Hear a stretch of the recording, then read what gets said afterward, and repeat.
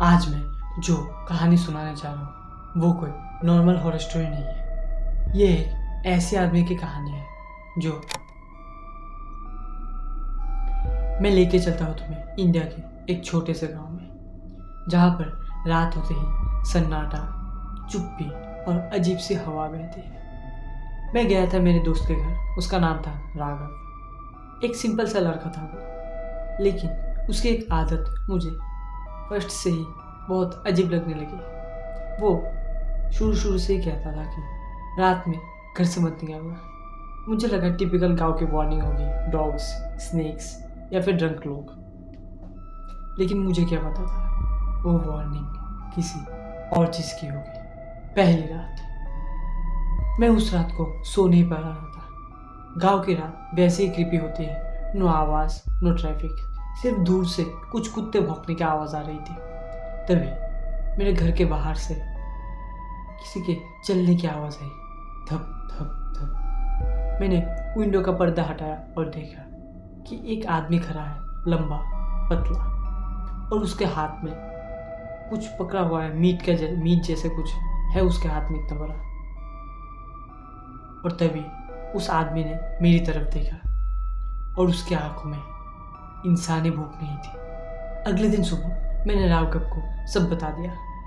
वो सुनते ही एकदम चुप हो गया था और उसने मुझसे बोला, तुमने उसे देख लिया? मैंने पूछा, कौन? उसने एक ही नाम लिया, वो था महेश।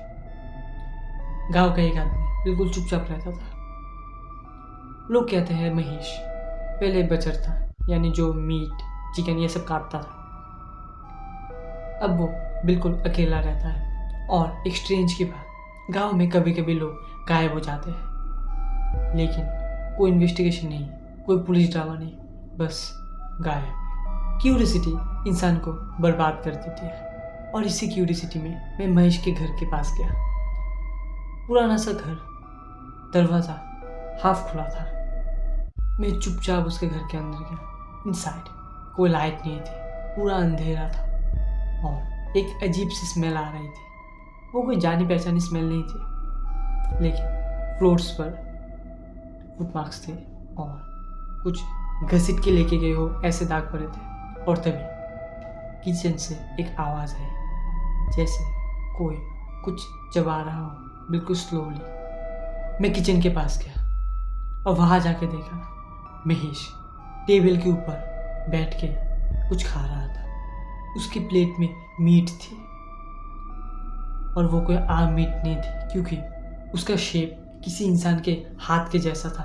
इतना किसी हाथ के जैसा था वो।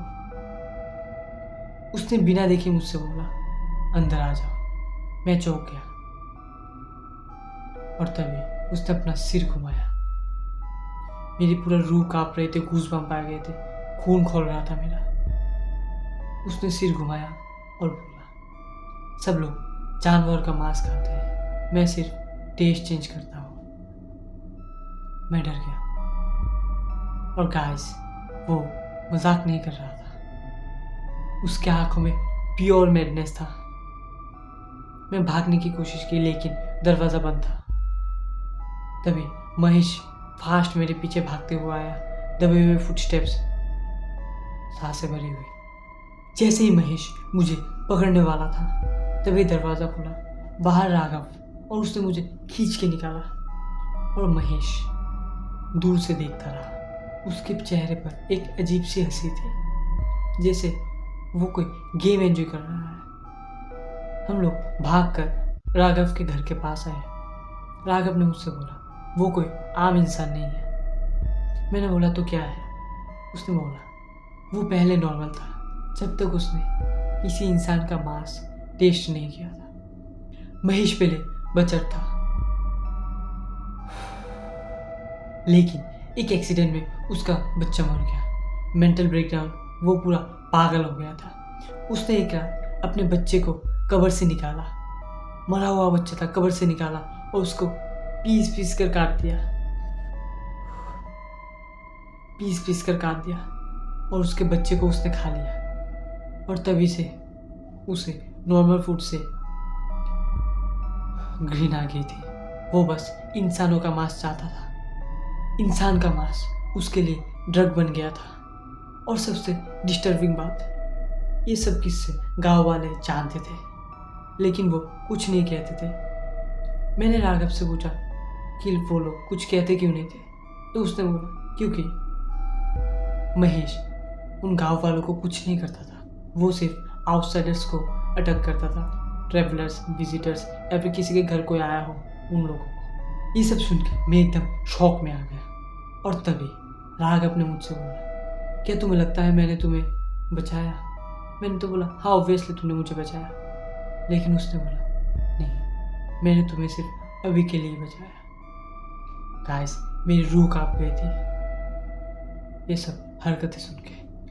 तभी राघव ने मुझसे जो बताया वो मेरी जिंदगी का सबसे बड़ा हॉरर था। गांव वालों और महेश के बीच एक डील थी। हर महीने एक आउटसाइडर आएगा और अगर नहीं आया तो गांव वाले खतरे में होंगे। मैंने क्यूरियोसिटी और डर में पूछा तो नेक्स्ट कौन? राघव ने थोड़ा मुस्कुराया और बोला तुम। ये सब सुन के मेरा दिमाग ब्लैंक हो गया। मैंने भागने का सोचा, लेकिन तब तक पूरा गांव यहाँ पर आ गया था। सब देख रहे थे, मैं रो रहा था, लेकिन किसी के चेहरे पर कोई इमोशन नहीं, कोई सिंपैथी नहीं। सब लोग 12 बजने का वेट कर रहे थे, जैसे कोई फेस्टिवल हो और मैं उस फेस्टिवल का कोई फूड हो। मैं चिल्लाने लगा, गिड़गिड़ाने लगा, लेकिन कुछ देर बाद मुझे हैवी फुटस्टेप्स की आवाज़ आई। मैंने पीछे मुड़कर देखा कि महेश आ रहा है। स्लोली, एक स्माइल के साथ। मैंने बैग लिया और भागने का सोचा, लेकिन सब लोग मुझे पकड़ के रखे थे, जैसे उनके लिए सब कुछ नॉर्मल हो। महेश मेरे पास आया और मेरे कान में बोला तू डर मत, मैं स्लोली खाता हूँ। उसके बाद मुझे कुछ याद नहीं, सिर्फ डार्कनेस, पेन और च्यूइंग साउंड। जब मेरी आंखें खुली तब मैं जिंदा था, लेकिन मेरा एक हाथ नहीं था। मैंने कॉर्नर में देखा महेश बैठकर मेरा ही हाथ खा रहा था। उसने बोला फ्रेश मीट बहुत टेस्टी होता है। मुझे बहुत डिस्टर्बिंग लगा और उसने एक स्माइल की और बोला तुम अभी भी जिंदा हो।